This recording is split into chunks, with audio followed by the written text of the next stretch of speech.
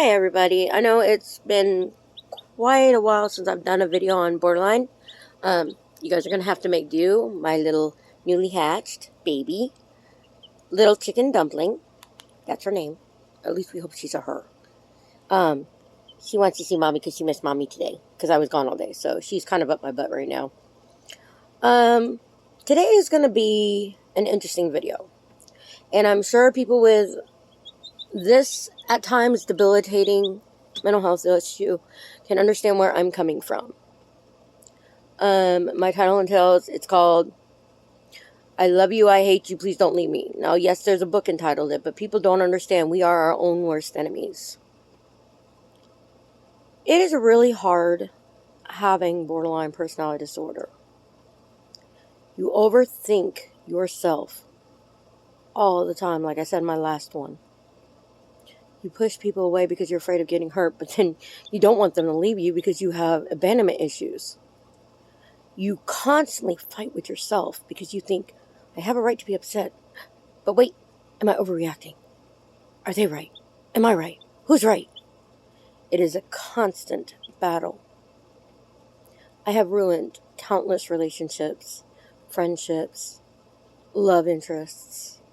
I'm with a man who I have been in love with for 20 years now. But I still push him away because I'm afraid of being hurt. Or I'm afraid I'm going to hurt him. And that's something no one who doesn't have this disease would understand. The need to feel love, but the fear of getting love. Because we think we don't deserve it. We have such a misconception of ourselves that we think we are the worst person ever and we don't deserve to be happy. But all we really want is to be truly loved. That's all we've ever wanted. But we don't know what it's like because we don't know how to accept it. So we push everyone away from us. We say the most hurtful, hateful things because we don't want them to hurt us. But in the same aspect, we don't want them to leave us because then we'll be abandoned and alone. And that we are terrified of. So even when we truly love someone, and even though they're not meaning any harm by what they say, we think the worst about what they say. And it really hurts us to our core. But people don't understand that. They just think that we're just being a bitch. Or whatever. Or jerk. But we're not.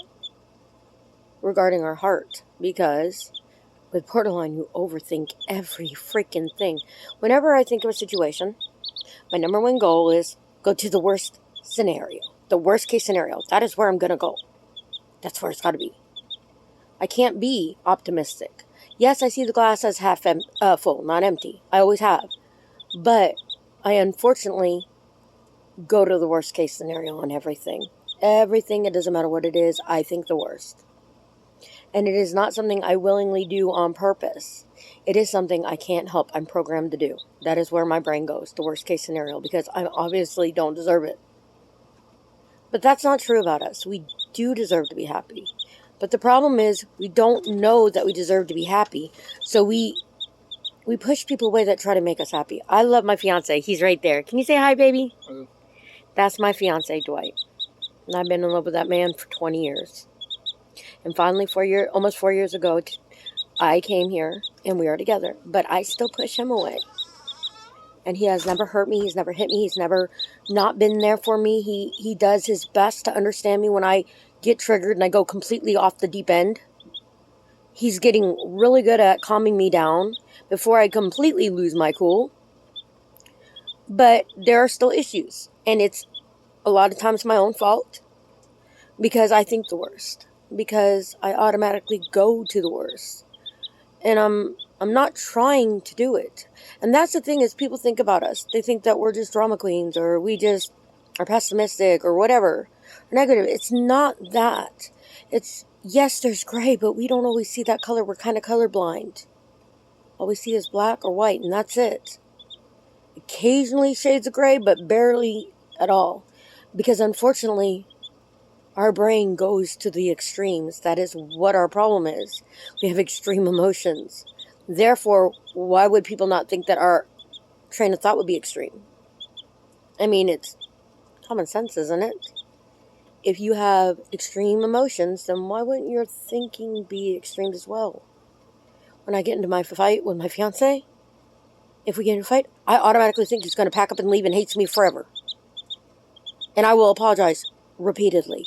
Repeatedly, I'll take blame for every freaking thing that has happened because I'm so terrified. But he tells me it's not all your fault, babe. It's, it's my fault too. But all I see is I did this, I did this, I did this, I did this because I am my worst own enemy. I do mess up. I do cause problems when there aren't one because I think there are, because my brain is misunderstanding cues or words or thoughts. And it's horrible. People really don't know how hard it is for us. They really don't understand it because borderline is still in its infancy. It's not understood. What a lot of people don't know is with borderline, if you were born in stress and from birth to 5 years old, there's a part of your brain that develops for you to handle stress. And people with borderline, if they have been stressed out, like abuse, sexual, physical, or medical problems, or whatever, that is why you develop borderline. Or if you have a genetic disposition, which unfortunately I was screwed on both ends of the aspects. I was born with a heart murmur. I was addicted to heroin at birth. My mom did drugs. I was 2 months early and they didn't even know if I was going to live or die for the first 72 hours of my life.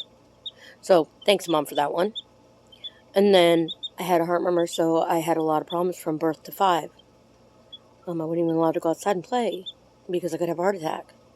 So due to both situations, and then as I got older, I got molested and then raped at 8. So basically, I was set up for disaster. I not only have borderline personality disorder, but due to my childhood abuse and all the traumas I sustained as a child, and then due to the trauma of losing 2 children 5 months apart, I have post-traumatic stress disorder. I have major generalized depression and major generalized anxiety. I also have hyperanxiety disorder, and I also have anxiety so bad that I will scratch my skin off. Yeah, that's fun. And then because of my OCD, I'll pick the scabs off. So that's fun. I break out in hives if I get too stressed. That's fun too. People always look at me funny, and it's like, I wish you knew what was going on. I also have severe abandonment issues. I have night terrors. I have insomnia. I'm lucky if I get 2 to 3 hours of sleep a night. And that's lucky. Okay. I was raped at 8. I was molested my whole life. I was beat. I have been manipulated. I have been mentally abused, physically abused. You name it, it's happened to me. I was the child they abandoned. My mother didn't want me because I wasn't a boy. So she left me when I had just gotten out of the hospital after being a preemie and addicted to heroin. In our home, for 8 hours, I sat there screaming and soaking wet clothes and soiled clothes with no bottle because she left and didn't tell my father. And the cops came and they went to my dad's work and got him. I was there screaming as a preemie baby for 8 hours. I nearly died. And then my dad gets remarried to a woman who I'm the stepdaughter. She has a son. I'm the added baggage. So guess who was the disposable child? Guess who they gave away all the time? Me.